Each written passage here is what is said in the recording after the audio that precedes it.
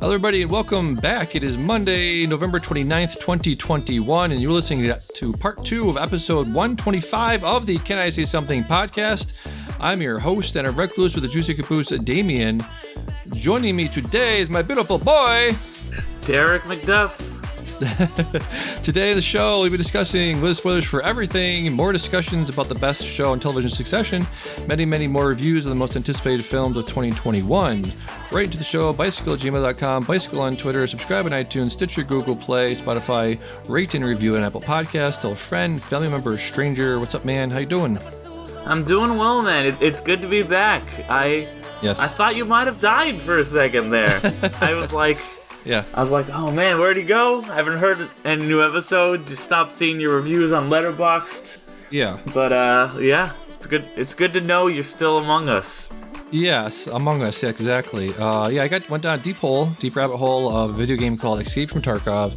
It's a realistic, military shooter. It's not like Call of Duty where you just die and you come back. If you die, all your gear is gone, basically. So it's highly addictive. It's a very addictive game where you're just, getting these little dopamine drips, like I was saying, and just leveling up. It's like an MMO. Like, if you get into MMOs, deeply into them, you just want to play them all the time. So I was just grinding through that, But now I'm back. I'm here. I'm alive. I've watched a shit ton of movies. You've watched a shit ton of movies too. I can see.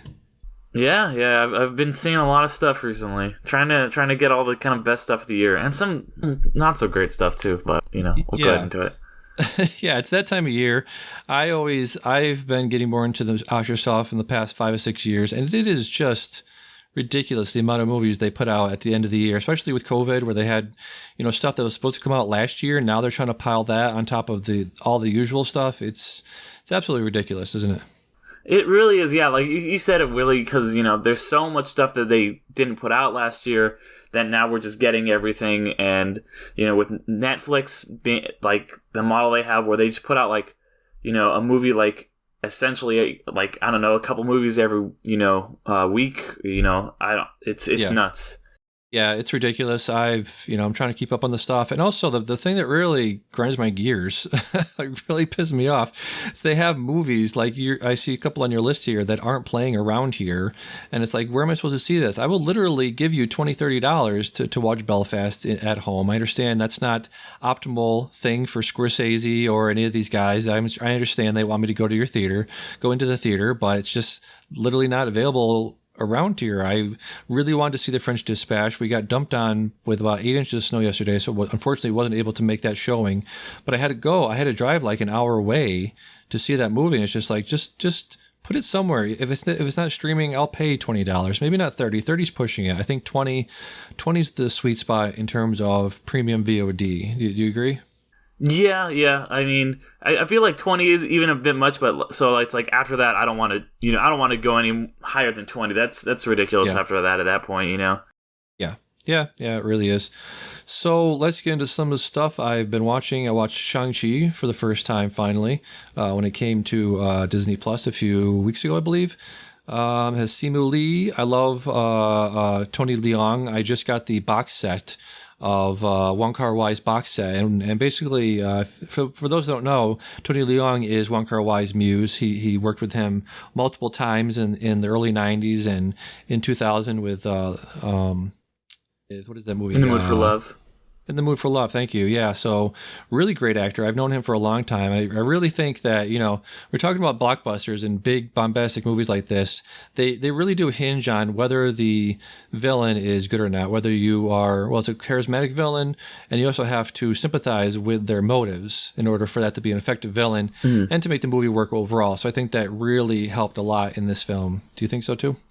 No, yeah, I'm a really big fan of his, you mentioned Wong Kar-wai, we talked about In the Mood for Love, which is one of my favorite movies. He's so good. I love the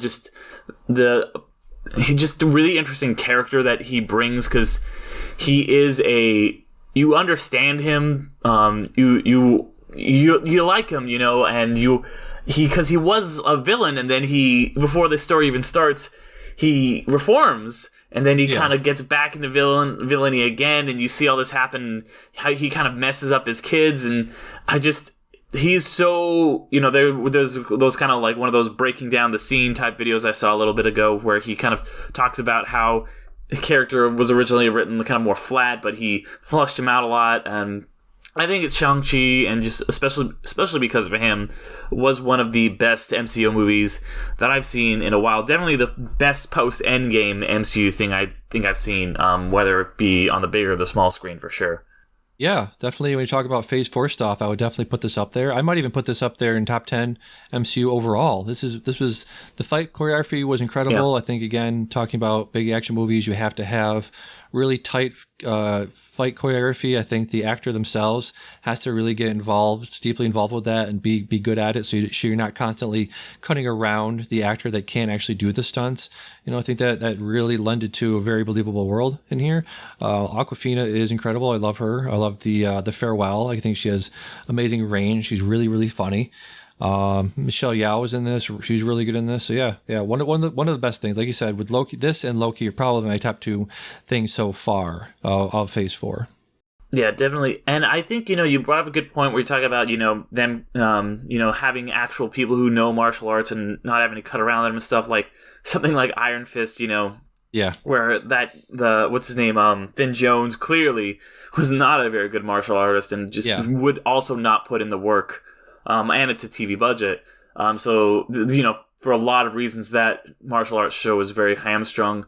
Whereas this, they clearly have the time. They have talented actors who want to put in the effort. And they also, unlike a lot of MCU things, which the action tends to be very choppy. It's one of my criticisms of the MCU. These scenes, they tend to hold. They tend to let them play out a lot more like a lot of Eastern cinema that you would see, stuff like things of the wuxia genre, or which this is clearly very inspired by, or just kind of things like just the kind of kung fu movies that you would see that inspired a lot of the original Shang-Chi comic runs. You can clearly see the positive effects of that in this film, and just the action scenes really do feel like they can hold a bit longer, not feel so just kind of like choppy like you would in a lot of American action films. Yeah, absolutely. That first fight scene between Tony Leung and Michelle Yeoh in the forest was incredible. Just one of the best. Definitely, like you said, definitely feel the wushu inspiration there. It felt like a very, Crouching Tiger, Hidden Dragon sort of thing. It was very, very, very beautiful. Mm-hmm. Where are you in terms of definitely.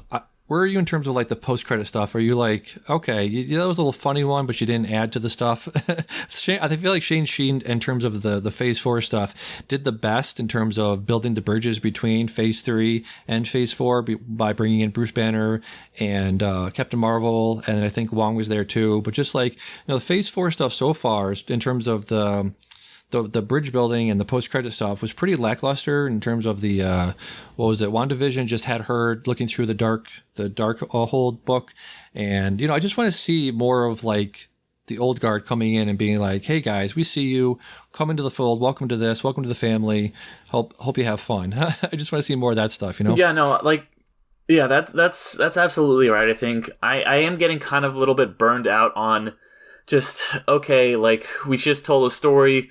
Now here's the next thing, which has been the MCU's bread and butter for a while, but, then we built up to Endgame, and so, okay, cool, like, we've built up to the thing, we told the story, I love that there's no end credits in Endgame, that's the end of the story, but now we're right back at it again, we're just like, okay, we're dropping all these kind of little vague hints, just, it's very reminiscent of kind of just like, maybe, the end, the credits or post-credit scenes that you would see in Phase 1, where it's just like, there's a larger world, wink wink, and they're not really setting anything up, they're just kind of just being like, more's coming, but it's just kind of the equivalent of, Shang-Chi will return, but just in form of just, a quick little post-credit scene, instead of giving us anything of actual substance, or anything that feels like it's really that interesting or connected to what we just saw. Yeah, I mean, I'm totally on board with all this stuff. I got on board pretty late in the MCU, so I'm not quite burned out like you said. But just the audacity of all this stuff the thing Kevin Feige built over the past 12, 13 years is really admirable, and I'm really excited to see how they go from pretty grounded stuff. I understand the last one was like the entire world, the entire universe was coming together to fight Thanos, and that's a very large scale thing. But when you're talking about the cosmos and the Celestials and the Eternals, that's even a bigger scale. I'm really, really interested to see if they can actually bring that stuff into the fold while still having this, small, intimate thing of making it feel, it has an impact. All these people are real. They're real people. Even the Eternals are real people. Things to be interesting to see if they can, come up to the challenge of making basically godlike people feel human. Yeah, and I think with the Eternals, it was interesting because they kind of took a page out of the post-credit scenes for Fast and the Furious, where those post-credit scenes are so much about like, oh, here's an interesting actor. You don't really necessarily know the character, but wow, the next one is going to have John Cena in it, so be ready. And that was like, okay, spoilers for anybody who hasn't seen Eternals for the post-credit scenes. You've probably heard already at this point, but like Harry Styles shows up, and Eros is a character from the comics, and it's cool for that. But it was mostly just kind of like, wow, we're going to have Harry Styles in an MCU movie. So I was like, all right, I see what you guys are doing there. I like Harry Styles a lot. Like, I think he's a very talented actor. Like. He was in a Chris Nolan movie. Chris Nolan, who had no idea who he was when he cast him. So he's just a really good actor. So I'm excited for that. I also just think he's a very, very talented person in general and a cool dude. So we'll see what happens with that. Yeah, I could nerd out about this stuff all day, but I have a lot of stuff to get to. So I saw Pig. I believe you saw this as well. Yeah. Pig was good. Pig was, I would call it, it's like John Wick meets Chef almost. Yes. This was incredible. Nicolas Cage is such a chaotic actor, just chaotic energy, chaotic dark energy sometimes. Mandy was that. I feel like the director of Mandy was just like, I know what Nicolas Cage is. I get him. I get his vibe. So I'm going to do that. I'm going to bring him in and just let him go wild. And I feel like, the director of this was just like, yeah, he can do that, but let's see what else he can do. Let's see if he can be that dark, grizzled chef that's been in the woods for 15 years. Oh, he can still do that? Yes. Great. Let's put him out there and let's see him do that as well. I love this movie.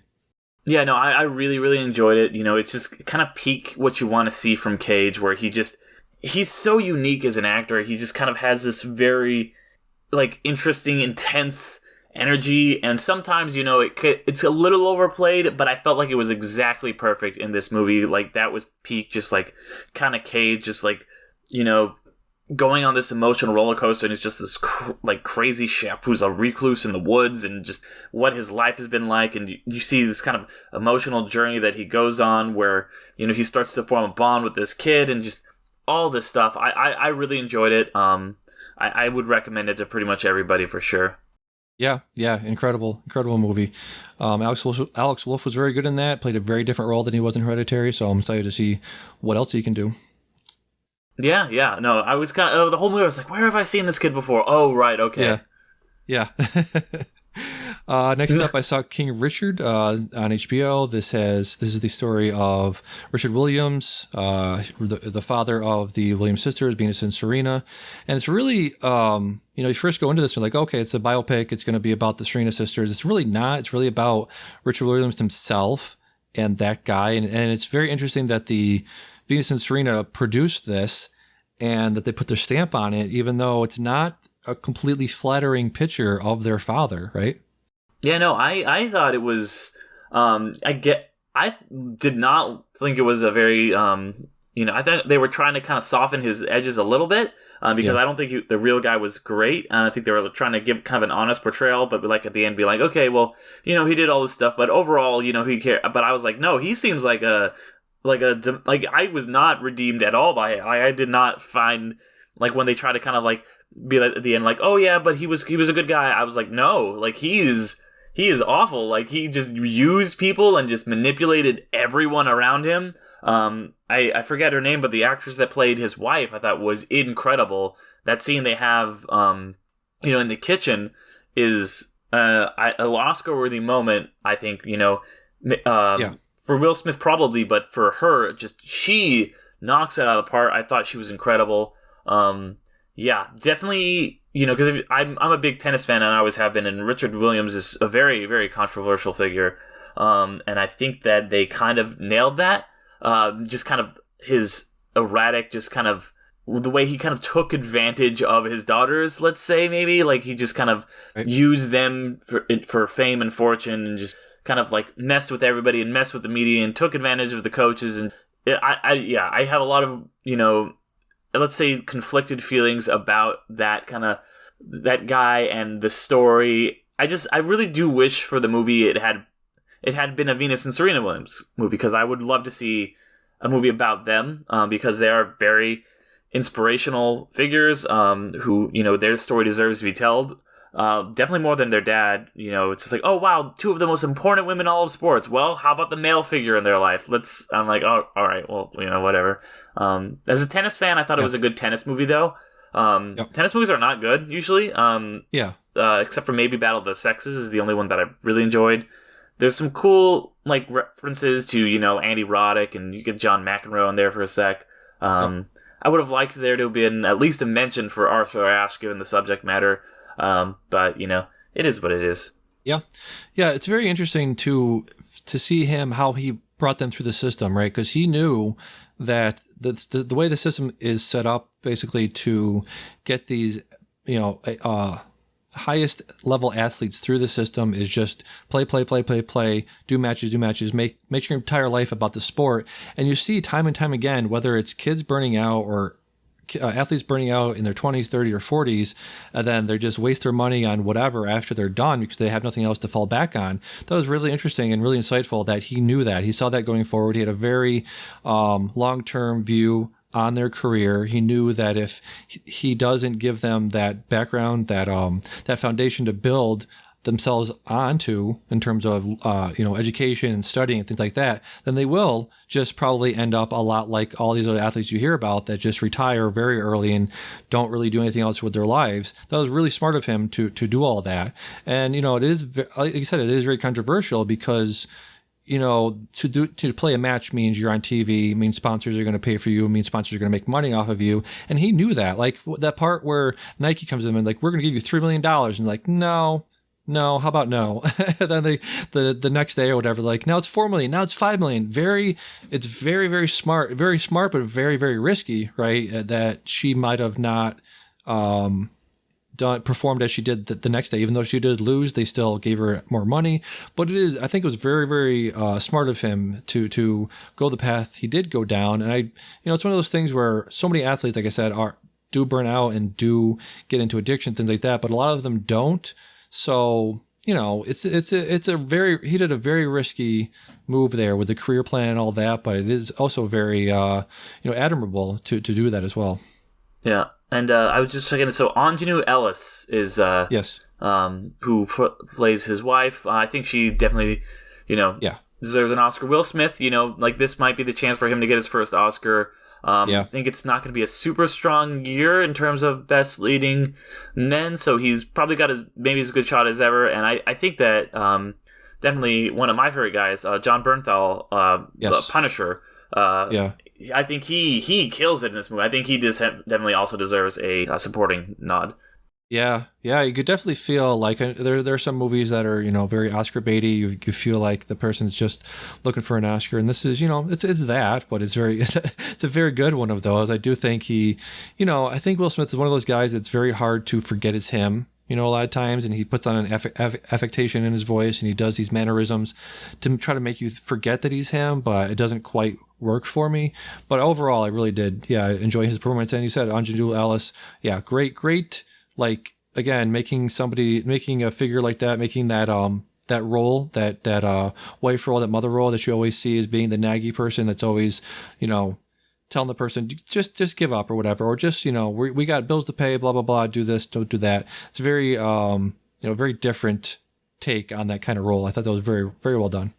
Yeah, most sports movies you see like this, like that character would just kind of be, just kind of, this big, like this, just a thorn in the side. But she's kind of like, no, like I am as much in this as you are. Like this is as much my story as it is yours. Like I'm doing all these things that you don't even realize, and I absolutely loved that. That it's a very different dynamic for the kind of like wife character in a sports biopic like this. I loved it.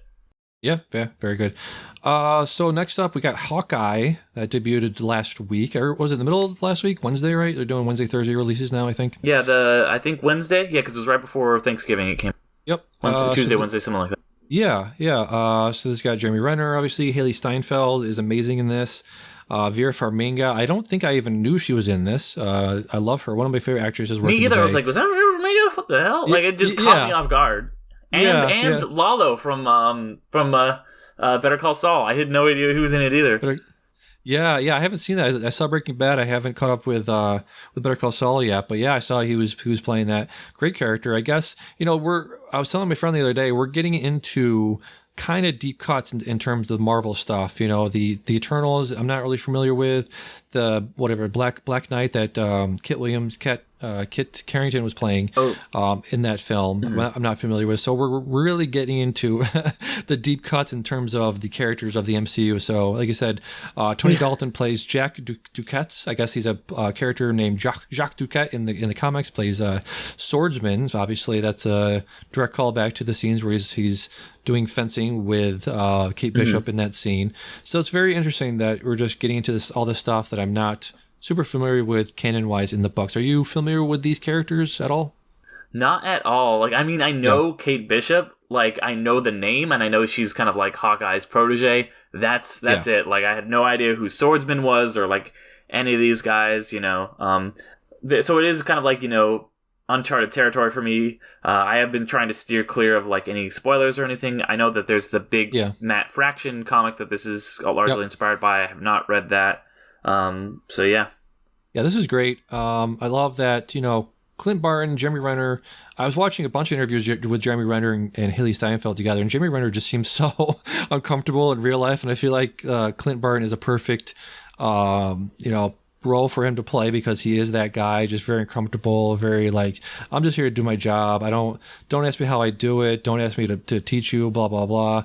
That he's a perfect fit for that. Haley Steinfeld is great as his protege, or, going to be his protege soon, but they're making it out to be, they're not going to work together as they always do with that sort of thing. But yeah, I thought this was really, really funny. I did read the Matt Fraction, David Aja run they did in 2012, so I'm pretty familiar with Pizza Dog. I'm familiar with the Russian guy saying bro this and bro that all over the place. Wasn't familiar with Vera Farmiga in terms of her character, but yeah, just very funny. I love this is going to be 6 episodes, a quick little, again, intimate story before we get into the bigger stuff in terms of the movies. Really, really fun. She's obviously going to be, one of the Young Avengers. I'm super looking forward to the Young Avengers, them putting that team together. So this seems like something that's right up my alley. Yeah, no, and I like the show has been, and it's fine for me. Like it's not the most exciting thing that I've seen in the MCU. I've never been like, I think Jeremy Renner is great. I think Hawkeye is an interesting piece of an ensemble, piece of a team, especially when he's paired with Black Widow. I don't think he's necessarily like my favorite character one I want to follow, but I do like that they're bringing in Kate Bishop. I'm curious to see where that's going, and how these characters are going to be introduced. So curious and I like that it's tight. It's going to be only, like you said, 6 episodes, so we've gotten the first third of it already. So it's not going to be this long stretched out thing. We're going to get a nice concise story. Yeah. Super looking forward to the end here. Let's see. Have you seen any Wheel of Time yet? I have not. I haven't gone. I need to, because I had Apple TV through a friend, and now they're like a year expired, so I gotta find a new way to get Apple TV so I can watch Wheel of Time and catch up on Ted Lasso. Yeah. I believe Wheel of Time is on Amazon. I believe it's an Amazon joint. Oh, is it on Amazon? Okay. Yeah. Well, then I should watch it then. Yeah. I was getting caught up with the books. I've read up to book 5 out of like 13. And they're massive books. They're like 800 pages each. So I'm very familiar with this subject matter, with the adaptation. It does very well so far. I like all the world building. I think, when you're adapting something like that with such a dense and, just the world building is so immense. Like you have the corners that you cut are going to be very noticeable, because so much of the book, so much of what I'm getting out of the book and enjoying from it is that world building and the character arcs and all of that background for each little character and all of this stuff. So when it's 4 episodes in, and it seems like they're going to do eight episodes, and it seems like they're about halfway through the book right now, which again, it's 800 pages. So you're just like, holy crap, this happened. And they're already at that point and it's halfway through the season. Holy crap. So they're probably going to do the Game of Thrones thing. Everybody's trying to do their own Game of Thrones, Yes. Yeah, I was just going to mention that it's everybody's comparing it to Game of Thrones, and it is sort of that in that world. It's got magic, they're alluding to a dragon, but when they say dragon in this world, it's more like just a very powerful male magic user. It's got decent graphics, decent CGI. The costuming is okay. I feel like they could make it more lived in, more gritty, more grimy sort of look, because in the book they're constantly going from place to place. The what do you call them? The dark helpers, or whatever they're called, the friends of the dark or whatever, are just everywhere, and they're constantly having to go from village to village and sleeping on hay bales and all this shit, and everyone looks just like they walked off Milan, off a runway Milan. They just look amazing all the time, and that's sort of takes you out of it. But overall, I really, really like the show. So yeah, definitely recommend that one. Yeah, I need to check it out. I love Rosamund Pike. Like she's always incredible. Yes, she is. So you recommended, last time we talked, you recommended No Sudden Move, the newest film by Steven Soderbergh. It's got a whole bunch of people in this. Don Cheadle, Brendan Fraser, he's coming back. Everybody's rooting for him, including myself. I think he did an interview recently where, the person was like, the internet's rooting for you, Brendan, and he got teary-eyed, which is nice. He's really good in this. He's really good. I feel like, he's what do you call it? Just settling into his middle age, playing characters that are, age appropriate, that he looks the part. He was really good in this. Benicio del Toro was in this. Julia Fox was in this when I first saw in Uncut Gems. She's very good in this. Kieran Culkin. Now, this is going to be full spoiler for this movie. Kieran Culkin is in Succession, which I don't know if you've seen yet, but he is a great actor. One of my favorite actors. He pops up in this and then gets shot in the face very, very early on. I was like, no, Kieran, no. Yeah, well, I know him from being Macaulay's brother, and then also I think most famously from Scott Pilgrim versus the World. Yes. Yep. Yeah, he was very good in this. David Harbour was like so really, good in really this. big cast, including a big surprise. Yes. We said we're spoilers, so I'll just go ahead and say it. But just like he always does, shows up at the end, Matt Damon, and so always surprise Matt Damon. I love that. And the auto industry was the bad guy all along. And there's the second movie I've seen where just Detroit is like trying to cover up catalytic converters after the nice guys, which is another great movie. But this has definitely been, I would say it was, at the time we talked about it, my favorite movie of the year that had been released. I think it's probably still in my top 3 for sure. Yeah, this is something that I don't know if I've seen Soderbergh go down, but it's a pretty pointed indictment of just capitalism and how the ultra rich will just get their money back no matter what. They are just throughout the entire movie. Exactly. It's Don and just Cheadle get richer in the process, if anything. Just get richer, and everybody's the elite are in cahoots with each other, and you have Don Cheadle's character, and I forget who his partner was the entire film. Looking down the cast list, but who was he basically going around? Benicio, right? Benicio, right. So him and Benicio going around. He just wants like $5,000, right? And what do they end up taking out? They end up stealing like $350,000. It just keeps getting bigger and bigger. Yeah, and it's interesting that they sort of make him out to be like, oh, Benicio's like, don't be greedy. We got our 10,000 or whatever, and he's like, yeah, but we get more. We could get more, and it's like, well, yeah, I guess, but the real greedy people are the banks, and it's like you said, the auto industry, but it's just an indictment of John Hamm in this movie playing the FBI agent, and at the end of the movie, right, he just goes around, collects all this money that's been gone from hand to hand, and he's just like, all right, you little guys have played your games, you've had your fun. Now the adults, now Daddy Bank is going to get his money back. So good try, but at the end of the day, you can't fight the big banks and everything. And it's that part with John Hamm is just like, it's just kind of reinforcing that, like, the capitalism, just the corruption of capitalism, and how everybody's working for the banks and the auto industry, including law enforcement. At pretty much every level is just, you see that in this movie. Just they're all kind of just out there just, like, oh, here's your money back. It's your money, and Matt Damon's like, oh, yeah, have whatever wine you want to have for you. Thank you, good job. Yeah. Really great movie. Really, really enjoyed that. Ray Liotta was in this. I love seeing him pop up in anything. Yeah, I forgot. Liotta shows up. Yeah. Love that guy. Yeah, great movie. Highly recommend. It might be on my top 5 of everything I saw this year. What won't be in on my top 5 is Free Guy. I finally saw that because I'm a gamer. I love Ryan Reynolds. I love all these people in it. I love Jodie Comer. I've seen all of Killing Eve, which I love her in.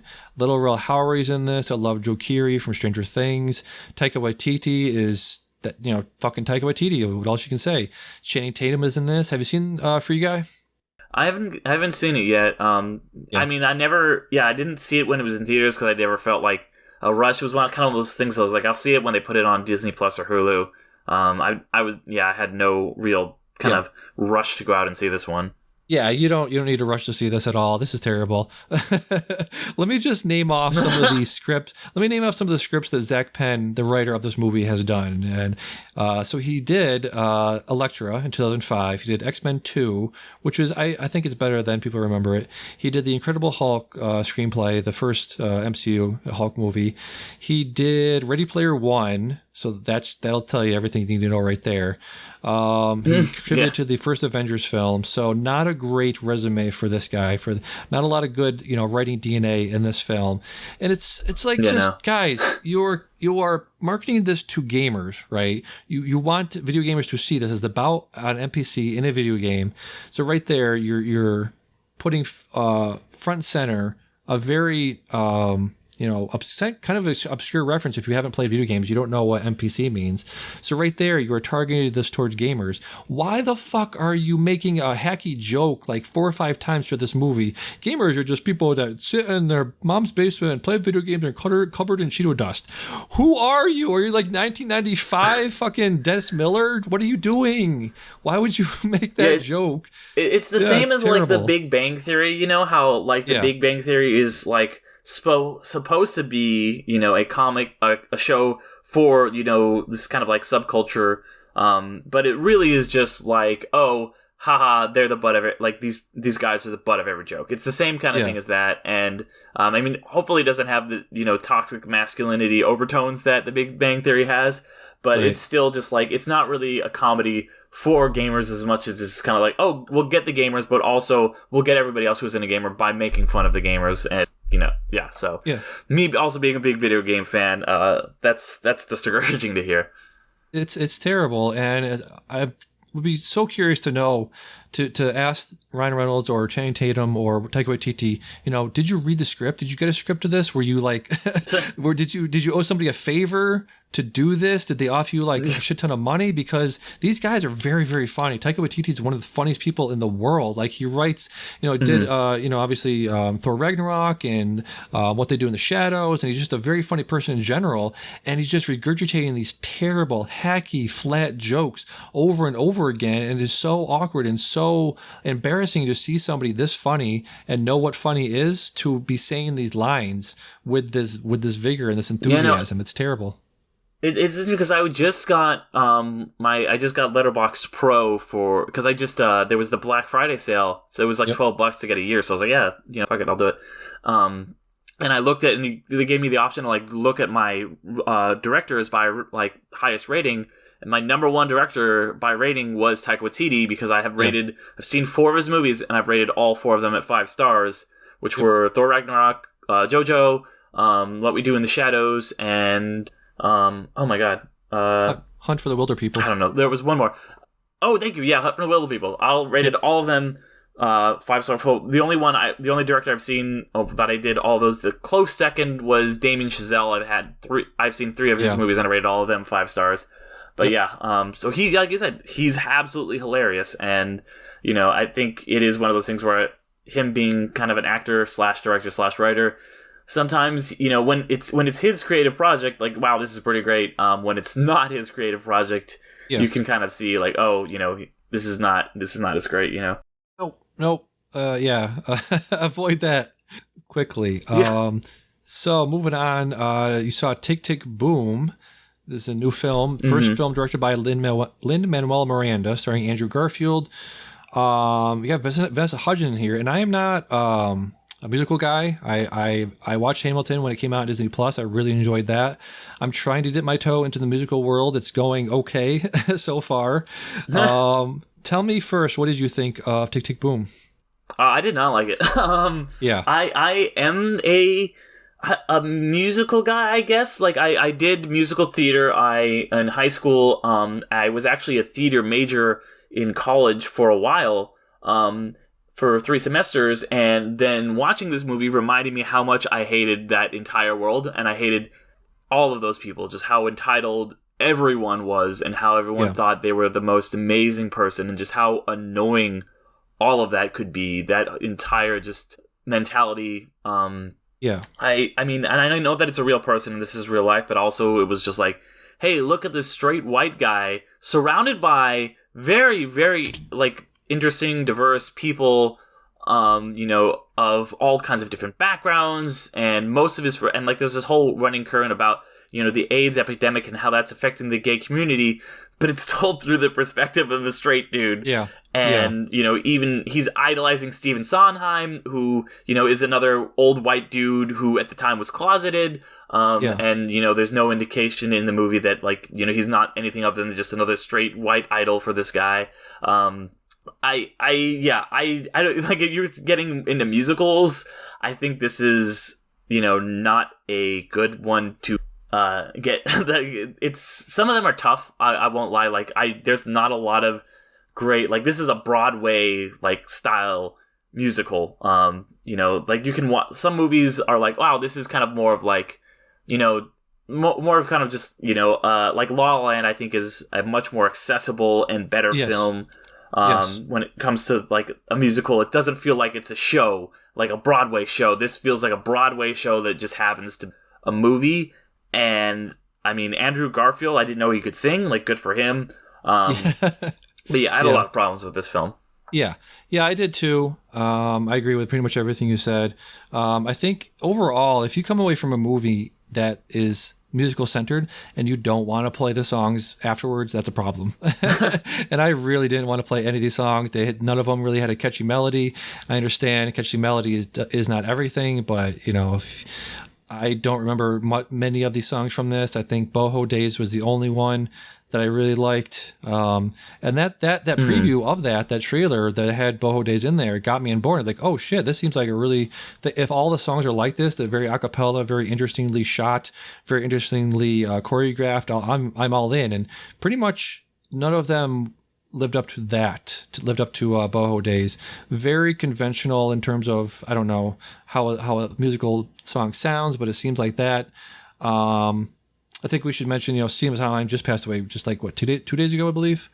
Oh, yeah. There's all this stuff that's been coming out about it, Yeah, and I agree with completely everything we said about, he wrote Rent, which unfortunately he didn't see to fruition. It came out like the day he died of an aneurysm. And I do feel bad just because, I'm sympathetic to the starving artist, to that whole thing of like trying to get something off the ground and getting it out there and getting people to see it.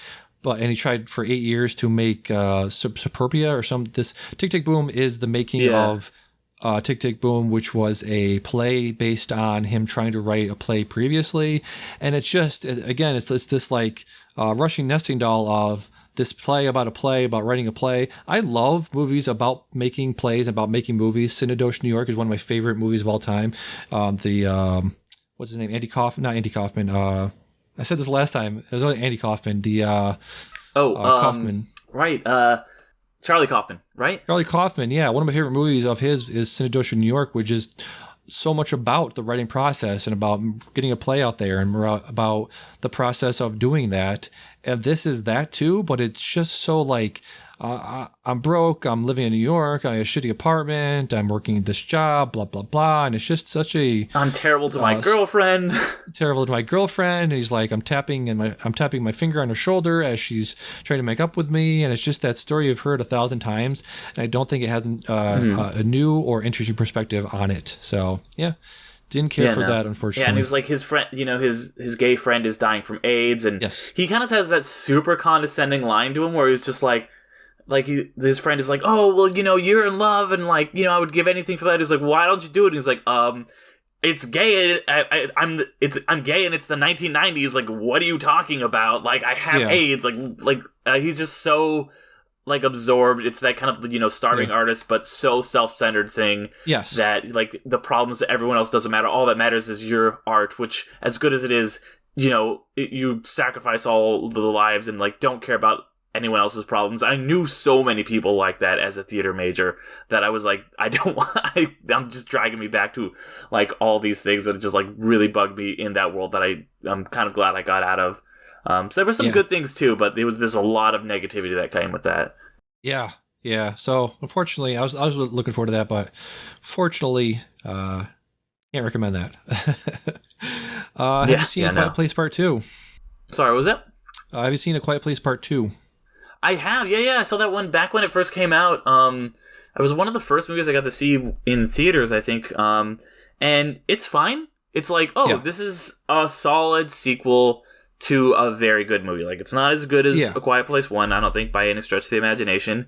But it's fine. I was talking to, I think, it was Trisha Aran, who's on my show recently. We're kind of talking about after we did our show about, kind of movies that like take these sequels that like take big swings and do all these different interesting things. And we kind of talked about how on her show, one of the movies she talked about was A Quiet Place 2, and how it just kind of, basically if, a movie is a big swing where they just try and they strike out, this was like almost like a bunt. Or it's just kind of like, like we got on base, we did all we needed to do, didn't try anything too crazy, and all right, I can accept that. It's not changing the formula or breaking the mold. It's not Bill and Ted 2 where they're going in a way interesting direction. It's just like, all right, here's some more of the same. You like the first, you'll like this too. Yeah, I pretty much echo everything you said. I have a couple of friends who have kids, and they don't. They watched The Quiet Place Part 1 and like they fucking killed the baby in the first, or the youngest kid in the first 5 minutes. That's terrible. I hated that movie. I hated the parents. Felt nothing for them. And in this movie, spoiler again for this movie, but near the end, you have the 10-year-old I think was played by Noah Jupe. He was Marcus. He had the baby in that like forge or it was like a what do you call it, like a factory thing. It was like with the boiler with the or something, safe and everything. He was him and the baby were in the boiler and trying to stay away from the monsters, and the air is running out and he's about to die and the baby's about to die. I'm like, holy fuck, I don't really have a kid, I don't want kids, but this is terrifying me on behalf of people that do have kids. So I think from that perspective of just making you feel anxious and feel nervous, I think it succeeded there. But yeah, it's like you said, it's a very nice one of those. It's probably solid 7.5, maybe a low 8 for just some of the action sequences were well done. But yeah, overall it was fine. I like Cillian Murphy. He's one of my favorite working actors today. I think he was really good in this. I really liked his interaction with Regan, played by Millicent Simmons, an actual deaf actor. Really interesting use of sound. Again, I love when people do interesting things with sound, like with Sound of Metal did very interesting things with sound. With that, again, with the hearing impaired person there, thought the shots and the perspective from her perspective was very interesting to make a sound stop when you're looking from her perspective. That was pretty cool.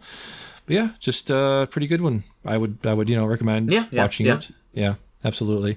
Yeah, solid sequel. Like it. Solid sequel, exactly. I really liked the shot at the end with the parallel kids killing the thing at the end. That was an interesting shot scene there. Yeah, kind of a waste of Jamin Hansu though. Like he doesn't even have a name, I don't think, in this movie. Yeah, which one? What was his name? Jamin Hansu. He's the guy they go to the island. He's the guy from yes. He's in Guardians of the Galaxy. He's Gladiator. That guy. Yeah, literally on IMDb, his name is Man on Island. So that's that's weird. It's always weird when you can't even give a person a name in the credits. Let's see. Have you seen The Green Knight? Oh, I loved The Green Knight. Maybe my favorite movie of the year. Yes. Yes, it is. It's one of those. It's an A24 film. It's directed by David Lowery. He did A Ghost Story. He did Pete's Dragon. He did Old Man and the Gun. I feel like you have to definitely be on this guy's wavelength when you're watching his movies, right? Especially The Green Knight. Right? Yeah, no, because I think it's a very, very divisive film, and I get why. Like, it's kind of like, what is happening? Like, they go to this weird, like the person I saw it with kept referring to it as the Bang Castle, and just like, what? Okay, so there's his girlfriend, but it's not him, and it's got that A24 weirdness, you know. Yeah, I'm a really, really big David Lowery fan. Pete's Dragon is one of my favorite movies. I absolutely love that movie. Ghost Story is weird as shit. I still don't know if I like that movie or not. But yeah, when I watched this movie, we were kind of walking out. I was like, I think I like that. I just had to think about it for like a week, and I was like, yeah, this was fucking great. Like, it was so weird and metaphorical, and just there's so much symbolism in it. And I'm a really big fan of like mythology and the King Arthur legend. And they've made a million King Arthur legend movies, but they're all about like the same exact thing. They're all about like Arthur and Lancelot and just kind of like that whole dynamic and Merlin there and the quest. So it was nice to see kind of this other story, you know, the Green Knight legend, which is connected, because the Arthur legends are like this big, they're like the MCU is today, where you have all of these different characters, and like it spans decades, and okay, so there's this character who goes off over here, and this might be like, you know, the Green Knight's almost like Thor the Dark World, where it's this kind of like smaller side story that doesn't really affect any of like, you know, anything going on in a lot of the main story. And instead of, you know, like, but you know, they just keep making the same King Arthur movie, you know, over and over again with these same kind of characters and the same basic beats. So it was really interesting to see a different take on that, and to kind of see just David Lowery's weirdness. I'm glad that, because the original cut, apparently he changed a lot that was supposed to come out, like it was done, and then COVID hit, so he tweaked it over the year to kind of make a film that he was a lot more proud of, and I'm glad that happened. That was, I think, one of the few benefits we've gotten for, you know, the movies being slowed down, was we got a better cut of The Green Knight.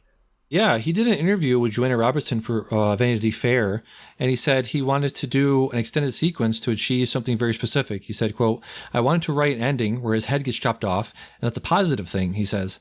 "That's a happy ending. He faces his fate bravely, and there's honor and integrity in that, but that doesn't mean that he's dead. He's killed. He received the blow that he was dealt, and all is set right within the universe of the film." So, yeah, very interesting. Yeah, no, that pretty much hits it. Yeah, that's spot on. That's great. You know, that's a good explanation by unlike him that I didn't really think about, but yeah, that makes sense. Yeah, very, very beautiful film. They filmed it in Ireland. Some of these just astonishing vistas of Ireland being shot there with giant lens. I have this pretty decent TV, so it looked very, very good on that. I think, you know, great cinematography, like I said, great fight choreography or whatever, great acting can really elevate a film higher than normally. So, yeah, really great film. Yeah, I think this was, like, I'm not usually the biggest Dev Patel fan, but I thought he was incredible in this. He was incredible in this. Yes, I loved him. I think he's in the short list for the next Bond. I could definitely see him doing that. Okay, yeah, okay, that could be interesting. That would make sense. Yes. Have you seen Raya and the Last Dragon? Yeah, I only watched it recently. It was one of the, because I remember when it came out, and you know, it was like one of those ones that you could like I think pay for it instant Disney Plus, pay the $30, and I was like, I don't want to do that. And then even when it came out on Disney Plus, I never really got around to it until a little bit ago, like maybe a month or so ago. I finally got around to watching it. Thought it was pretty solid, you know. I think that there's one too many origins. Like there's a lot that needs to be set up. It's like, okay, so there was this thing, there was these bad guy, this evil, kind of like, you know, these evil guys who showed up and they turned everyone to stone, and that was like that for 500 years. But then we defeated them, but now they're back, and it was just kind of too much. It was like you need to kind of like condense like the backstory for this, make it more simplified, I guess, and just kind of like you don't need all these different steps to get to the apocalypse that ended, and then there was prosperity, but then there was another apocalypse. But I did like it. You know, it's not the best Disney animated film that we've gotten in a while. There was some cool lore stuff in it. I think the Benedict Wong character is my favorite character, and his kind of like friendship that he develops with the baby. I think that was the real strong point of the film, was kind of these unexpected relationships between characters that develop that you're not really expecting them to kind of form these friendships in the way they do, I think was the strongest part about it. Yeah, absolutely. The thing I heard about it was just like a very what was the How to Train Your Dragon? It had that sort of like feel to it, very inventive, very jaw-dropping visuals, and I felt like it was okay in that respect. You know, not a lot of great detail in terms of the character design. I thought the world itself was pretty decent looking, but yeah, like you said, it pretty much all fell on the character development. I feel like that was probably the strongest part of the movie. And yeah, it was fine. We were talking about this in terms of best animated stuff of the year, and I think Luca probably, you know, stronger than that, I would say. Yeah, I would definitely put Luca ahead of this. Yeah. So again, just another decent movie to watch. If you have Disney Plus, you might as well watch this. It's one of those movies that throw it on. You know, you won't be sorry. Yeah, exactly. I want to talk about Midnight Mass. Midnight Mass was one of the best things I've seen this year. I'm a huge Mike Flanagan fan. I loved, what was it? The Haunting of Hill House was my favorite things that year. I haven't seen Haunting of Bly Manor yet, but I loved Dr. Sleep. That was really great. So what did you think of Midnight Mass? Midnight Mass, I thought was incredible. Like, one of the best limited series I think I've seen. Like, the best one since at least The Queen's Gambit, maybe even more than that. I've only think I've seen by Flanagan, Dr. Sleep. I haven't seen any of the haunting ones that are so popular. It's nothing against it, I just haven't gotten around to them. But when I found out about this, I was like, oh, this feels like specifically like made right up for me, like all the stuff I'm very interested in, like a horror thing where it's kind of like about, you know, this kind of like all these religious themes, and because I love that kind of stuff. Like, I love it whenever like Lindelof touches on those, and like Prometheus and Lost and The Leftovers especially, they kind of delve into these themes about, you know, God and religion and how people interpret different, like, religion and can twist things, and just I was very interested in all of that. You know, and then just how it is also like a vampire story, and it brings in all this stuff, and just it's this insular little community, and I absolutely loved it. I just watched it recently. I watched it kind of a little bit after Halloween, so I was a little behind everybody else, but man, this was a great show. Hamish Linklater, we are sleeping on this dude between this and Legion. Oh my God, this guy is like, I feel like the next big thing. Like, he is incredible. He deserves like some kind of award for this. Like, I don't know, just like, gosh, get this man some more parts, because he is the glue that holds this show together. I think he's such an interesting character, where he is a good guy and he has great intentions, but he is so clearly flawed and blinded by, you know, he's able to rationalize things, not in a Bev Keane way where she kind of just makes everything, you know, she does that's awful, just rationalizes them. He actually cares about people and kind of rationalizes his own selfish ends through the veil of religion. And I just really love that. It's also just really cool, interesting horror that, even though it's about Catholicism and Catholic guilt, you know, does touch on other religions, and just kind of, you know, it has the whole storyline with the sheriff, and, you know, that speech he gives about, you know, him joining law enforcement after 9/11 was so good. But yeah. I cannot recommend Midnight Mass enough. 10 out of 10, incredible limited series. Yeah, it was really well said. I completely agree with everything you said. Mike Flanagan apparently grew up in Salem. This is a deeply personal story for him.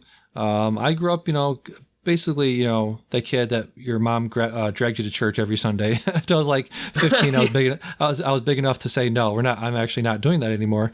So I have, you know, tangential relationship with religion and Catholicism and all that stuff. And you're right, it is such a great investigation of that. I love the idea of the angel, right? The descriptions of angel in the Bible, and how they run parallel with descriptions of modern day vampires. Everything everything you could read about angels in the Bible can be said about vampires too. And it's such a weird thing of like they drink Jesus' blood just like vampires drink your blood, and you eat their body and blah blah blah, and all that stuff was so, to see that, to find the parallels in that and make a compelling story around it was astounding. Let me see. Kate Siegel was incredible in this. I think a lot of people were saying how there's so many like discussions between Aaron and Riley, and the monologues that they give are too long. I think there was a lot of monologues. I won't say there wasn't, but that is what the show, essentially was about, was people having conversations with other people. And, like you said, with the sheriff trying to communicate with Bev about his religion and how he doesn't want the religion taught in the school. And just, I think it's a lot about, communication and how communication breaks down when you have somebody that, is so committed and so like, I forget what the word is, but you're so religiously oriented and you just can't see anything beyond that. And if anybody threatens that, even to say like, you can't, we just don't want you to say that in school. And it's like, how dare you ostracize me? I'm the victim here, blah, blah, blah. And like, no, you're really not. If you just shut up and listen for a second, you would hear why you weren't. But yeah, I completely agree. 10 out of 10, incredible acting. The sheriff was incredible. Like you said, Hamish Linklater was incredible as the priest, as, he, that first scene, the first time it gets weird, where he's curing the girl and everybody starts feeling better. It is this indictment on not just Catholicism, but also, cultish behavior. You know what I mean? Anything can become a cult. Anything can turn like that. And it's very much about that. It's very much about faith, about, what are you going to see after you die? Where are you going that discussion between Riley and Aaron on their couch about what do you think happens after you die is some of the best writing I've ever heard. Yeah, I completely agree. One of the best things I saw in a long time. Yeah, absolutely. Yeah. Like, I think, the monologues, that's what makes the show. Like, all the other stuff is, like, cool, but, like, that, like, you have to have that theme there to make this more than just, like, popcorn, to make this, like, as deep and, like, interesting and have this commentary on the real world that there is. Yeah, really, really, really great show. Tell me about a movie I want to see that you saw, Spencer, directed by Pablo Larraín. Spencer, this was a movie I was very, very excited for a lot of reasons.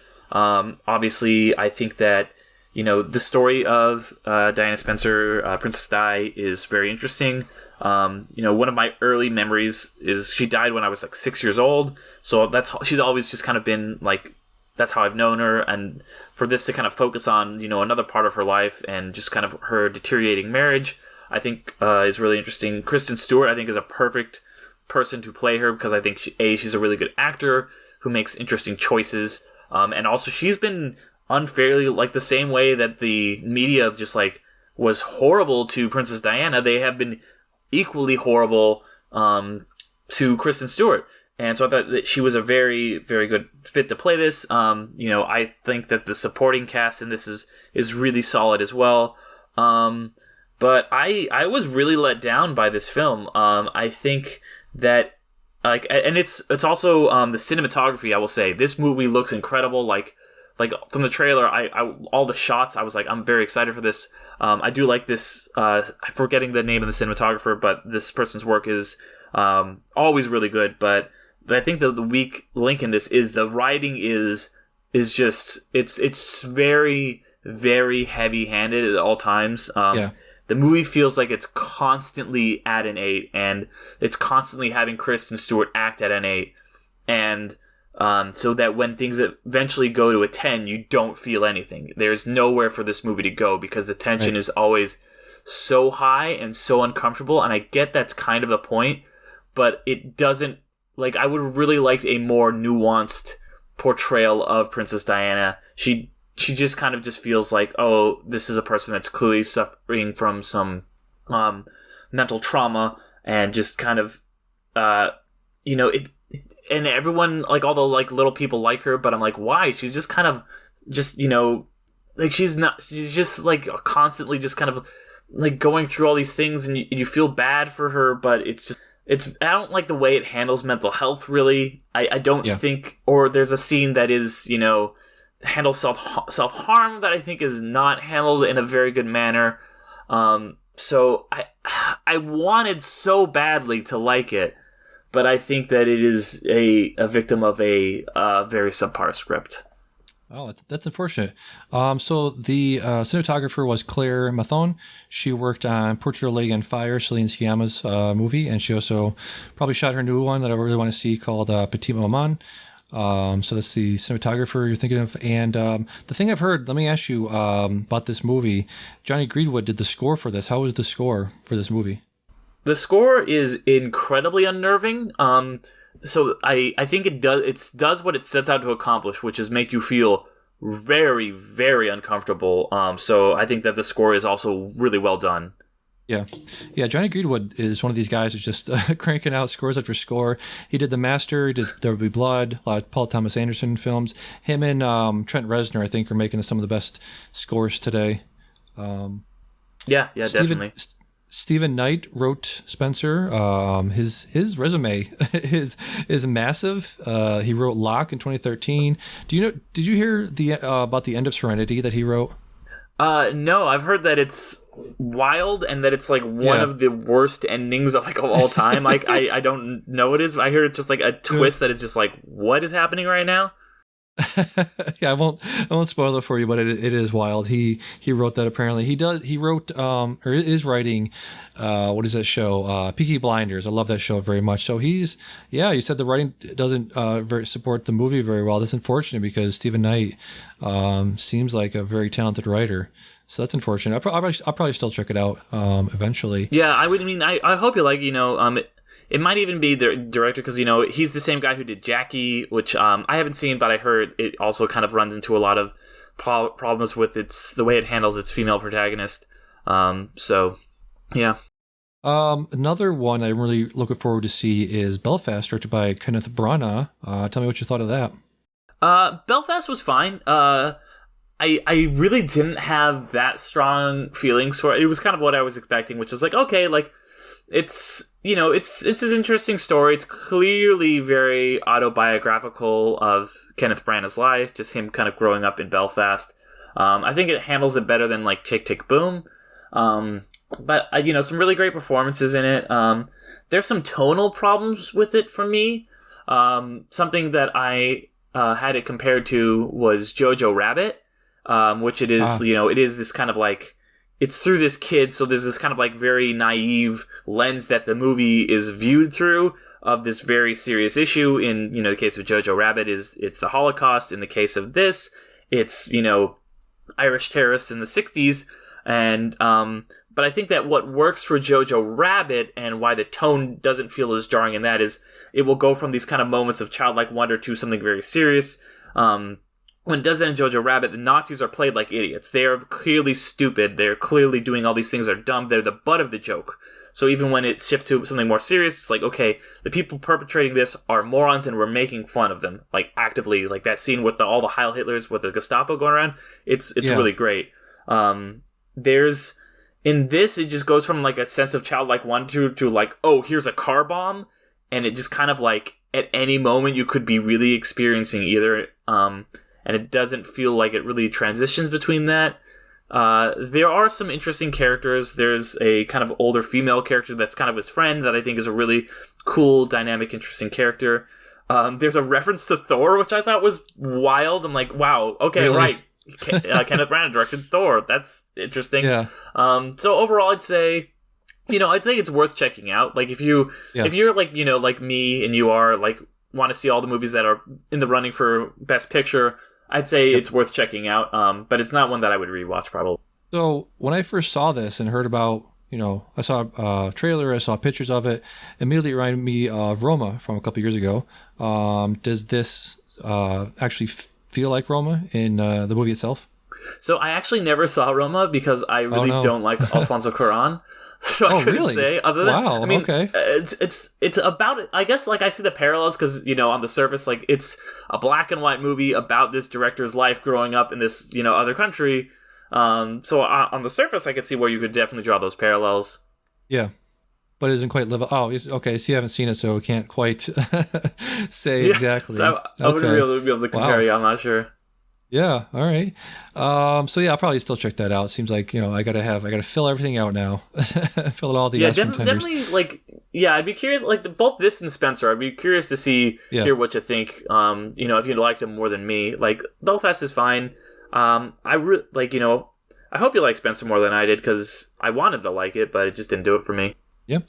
Let's see. I watched this morning to catch up for the podcast, The Harder They Fall.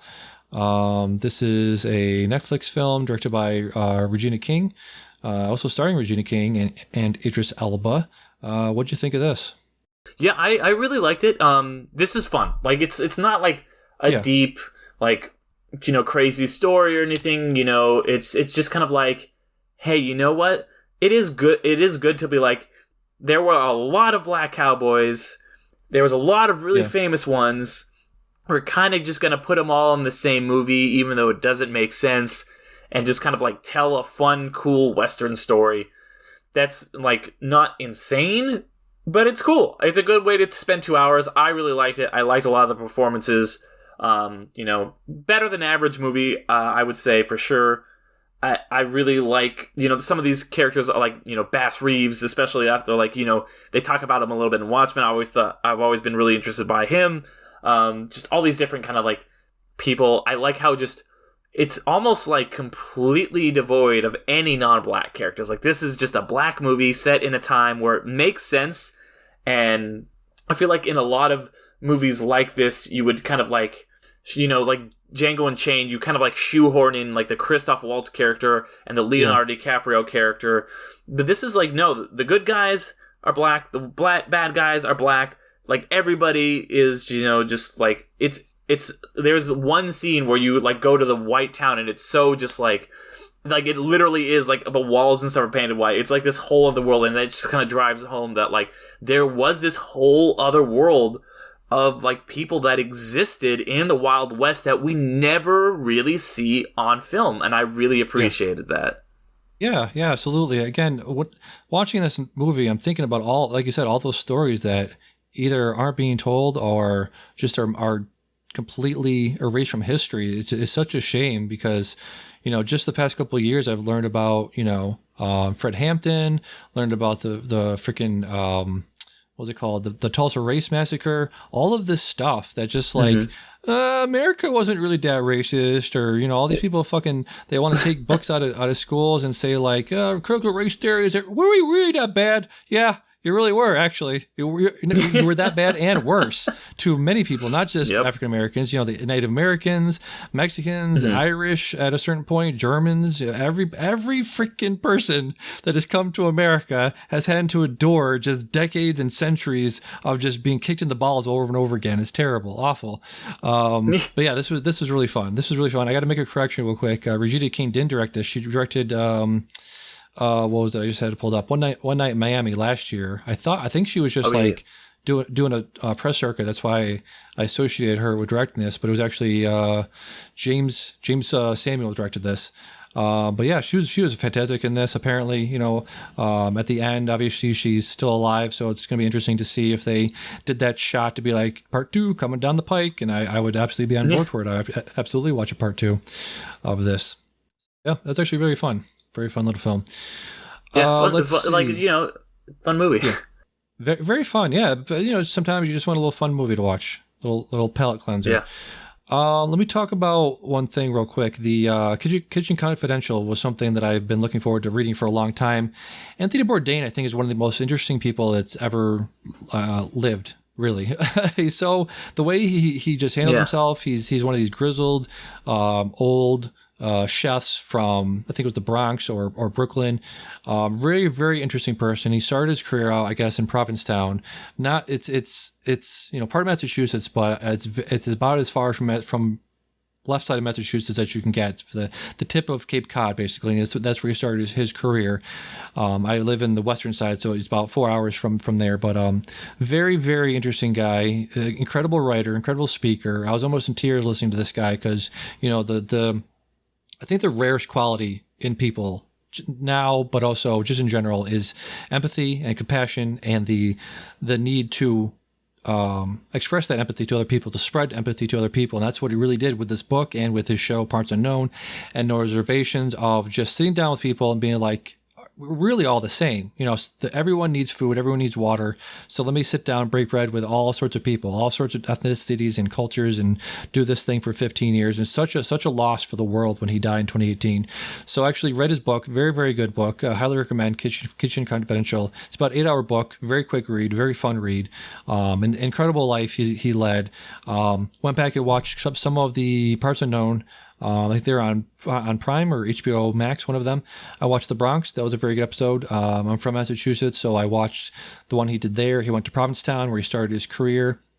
He went to Greenfield, which is not far from where I live, and I don't know how it is over where you're at, but we were, massive opioid addiction, opioid epidemic, and heroin epidemic is just ravaging the area around here. I think that's a big part of the employment problem right now that people aren't talking about is COVID, but it's also the opioid epidemic that's going on here, where you just have this massive part of this population just getting decimated by drugs and things like that. So he sat down with people in Greenfield and Shelburne Falls, talked to a chef that went to the Culinary Institute of America, where Bourdain went to, came back home and is trying to get back to the community there. So that was nice. And then watched the episode with him and Obama in Hanoi, and it was just great interviewer, great questioner of people. He, again, is just a very curious person. Asked great questions of Obama. It's fascinating to see somebody like Obama and Bourdain just sit down and have a meal in the middle of a diner in Hanoi. I think this was shot in 2016, so he's talking about Trump wanting to build the wall, and it's just like, what are we doing? What's going on? It's just such a loss, such a great person. I'd highly recommend reading his book and watching Parts Unknown. Yeah, just a great guy. Yeah, I mean, I've always been a really big Bourdain fan.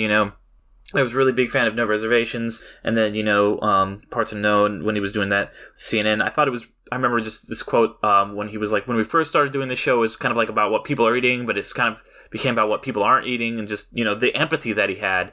I think he was just so interesting. So yeah, I love Bourdain. I need to read Kitchen Confidential. It's on my list of things. But yeah. Yeah, and the reason I picked up this now is his producer, Tom Vitalis, put out a new book about the making of that show called In the Weeds. So I'm about halfway through that. It's very good as well. So let's see. You watched Woodstock in 99. I'm highly interested in this because I'm a 90s kid. Late 90s was my prime era of music listening to all those guys, Limp Bizkit, Linkin Park, all that rap rock, all that new metal. That was my jam back then. So what did you think of Woodstock 99? I thought this was a really just interesting film. It's done by The Ringer and Bill Simmons, like his kind of, They're putting up music box documentaries. This was the first of them. And I'm, a really, really big fan of music festivals. So this was very interesting to me. And it, like, just seeing how much of I was kind of went in being like, okay, let's see how this is this disaster of, like a music festival in the same way that like the Fyre Fest was, or in a very different way, I guess, than the Fyre Fest was. And I'd watched those documentaries when they came out. So I was interested to check out this one from the 90s, and it really does, talk about like all of the kind of like that feeling of just all this toxic masculinity, and a lot of these bands that were like, all the just kind of like white males and like white male privilege that existed, and that kind of just bubbled up and like came to a frontier, and just, seeing the people who put on the festival, just like, one of them is just, oh my god, he's the scum of the earth, and just all the things he's saying, where he just kind of like, he basically says that thing about like, well, women, if they dress like this, maybe it's their fault, just like that kind of thing, and just, oh my god, like it's if you are interested in that kind of like Limp Bizkit, that new middle, like Chili Peppers, like all this, thing, it's and especially in the 90s when we just had this boiling anger, and America didn't really have an enemy like they did, with the Soviet Union in the 80s, or with terrorism in the 2000s onward. Everybody was just angry, didn't have a way to point it, and just all this privilege. It's really interesting kind of like examination of that, I thought, and also just kind of like of the music industry and just how all this is perpetuated. And yeah, I really liked it a lot. I thought it was very, very Yeah, I'll definitely check it hard out. to watch. Very difficult to watch at some points, I will say. There was times when I was like disgusted and kind of like had to like pause it for a second. Yeah. Yeah, there's talk about Woodstock 99. The thing that always brought up is like the mud fighting and the sexual assaults. That's the two things. And the $8 waters and hot dogs and just how badly organized it all was and all of that. Yeah, exactly. Toxic masculinity of that era and of that music. Limp Bizkit, Korn. I'm not sure Korn was, but definitely I'm trying to look through the list here of people that were there. But just so much of that angry, just like rap rock bullshit that, I listened to when I was 13 or 14 around 99. So that was definitely in my wheelhouse. But now, I'm able to look back on that stuff and be like, that's not good music. Like I'll put on, like if you put on like Break Stuff by Limp Bizkit, that's a you'll get up and dance to it, I guess, once. But it is such a gross, like you said, thought process and how they treated women, and just, I think we talked when you were on last, like 99 was a great year in movies. They had Fight Club, they had Office Space, they had this culture and this mentality back then of just like, what are we doing?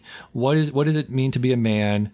I'm just working at a 9 to 5 office job. I don't feel like I'm like my grandfather were the greatest generation. They fought in world wars and Vietnam, and I'm just here punching holes and making money for a guy. Just want to get aggression out because this is obviously Hillary's fault or fucking Bill Clinton's fault for getting a blowjob. Blah blah blah. So there's got to be a woman at the fault here, and it's just exactly that whole misguided and trying to put blame where it's not supposed to be. You can't put blame anywhere because you don't know where to put it, and it's just like boiling over of bad music, bad singers with bad intentions, singing very loud, very angry music is a recipe for disaster. So yeah, I don't know. Looking back on it, you have 2020 vision looking back on stuff like that, but just how did you not see that coming? Yeah. So what's this Behind the Attraction? Is that a podcast? So that's a TV show on Disney Plus. That basically every episode kind of delves into the history of like a different theme park ride at Disneyland. And I don't know, like I'm a big theme park guy. Me growing up here in Anaheim. I don't know how big of a theme park guy you are. We had Six Flags out here, so I was definitely out there. Went to Disneyland or Disney. What is that in Florida? Disney World down there. Went to Disney World. Yeah, in Florida. Disney World down there a couple times as a kid. Yeah, I love the giant roller coasters. The faster the better. So yeah, I'm definitely on board with all that stuff. So what this show, So what this show is, it's interesting because it's a lot like the show. It's clearly a ripoff of that show, like the what's it called? It's the Netflix show where they go into all. It's like I was gonna say behind the movies. That's not it. You know what I'm talking about? But like, here's a story Back to the Future and the complete. Yeah, the toys that made us, the movies that made us. Yeah, the movies that made us. It's clearly a ripoff of the movies that made us. And much like the movies that made us, it's very annoying. Like, there's all these just, like, kind of like, well, actually, like, it'll, like, the voiceover announcer will, like, have a clip and they'll be, whoop, whoop, whoop, whoop, whoop, and, the announcer's not as bad in this one. She's, I think the announcer in the movies that made us is insufferable with all the weird sound effects they do, and they do a lot of the same things like that where it's just kind of very hokey. But I'm so interested in the actual stories of, in the case of the Netflix show, the movies and how these iconic movies got made, and in the case of this show with how these theme parks attractions were made. Because I'm like, okay, cool. Like, how did Space Mountain come to be? And okay, there was the original Space Mountain, and then there was the one in Disneyland, and then there was this one, and like all these stories, I'm very interested in. If anybody who is a big Disney fan, I would really recommend it to. It is pretty niche. Like, it's if you like these rides, I'd say check it out. But if you're not invested in these rides, I can't recommend it. How far does it go up to? Because I think the most fascinating thing for me for rides and attractions and theme parks and like Disney World in itself is such a massive thing now with all the different properties they have, right? With the Marvel and the Star Wars. How far up do they go to? Do they go up to like now-ish or? Well, yeah, each episode goes up from like it's like very beginnings to absolutely the current iteration of it, like the modern day. Like the first episode was Jungle Cruise, obviously. Like Dwayne Johnson's a producer, so it's kind of like part of it to like kind of build up that the Jungle Cruise movie. And it goes from like Inception, like Walt's first thoughts of like seeing African Queen and being like, oh, maybe this will be a ride, to like what the ride is now today. Each episode just focuses on one ride. I feel like they were very particular. Like they definitely are saving some rides for season 2. I'm like, why would you have like great moments with Mr. Lincoln in season 1 but not Pirates of the Caribbean? They're clearly like, okay, we've got to save some good rides for when we do some more episodes, because there's some like, I really do not, the Disneyland Hotel is an episode? Like, how is that more iconic than, I don't know, so Splash Mountain, which like, or whatever it might be. Fascinating. I'll have to check that out. So coming to the end here, what is Unobscured, a podcast? Yeah, Unobscured is it's a podcast. It's by Aaron Mahnke, the guy who does Lore. Oh, nice. So that one, so it's kind of like a longer form. This is his 3rd season.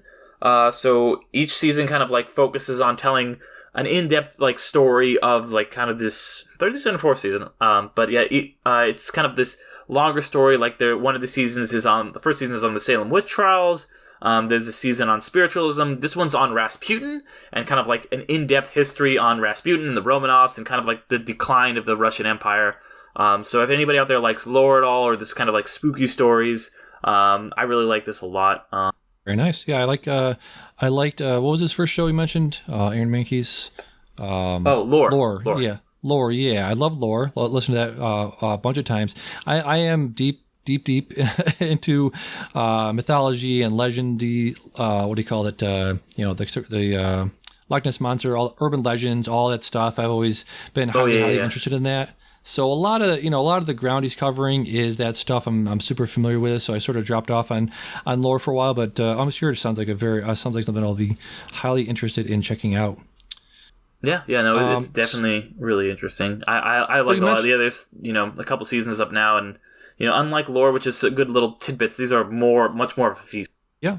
You mentioned watching Woodstock 99, which was produced by The Ringer, and you have the rewatchables on here. Are you a Ringer guy? Because I'm all in on like The Big Picture, on rewatchables, on The Watch. Are you all in on their podcasts?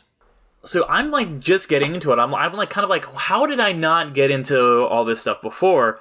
Because Bill Simmons is right up my alley with all this stuff. He taught, like, he's very pop culture and movie buff, and he's a big sports guy like I am, and he kind of, he has all these different sports metaphors. When he's talking about like a movie, he'll be like, oh yeah, this guy's like Jay Crowder, oh my, which one, who's the LeBron of this movie, or, it's like, why, and Michael came back, it's like, so all of his metaphors, I like get 100%. I think he's really smart. I'm a really, really big fan of the 30 for 30 series, which he kicked off at ESPN. That was kind of his baby.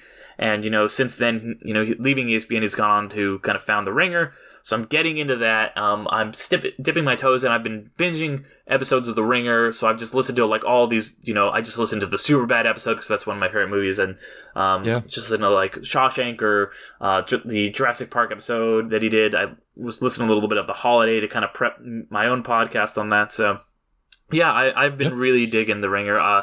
Joanna Robinson, I know, who I'm a really big fan of, just joined The Ringer, The Ringerverse, so I'm really, getting into a lot of that.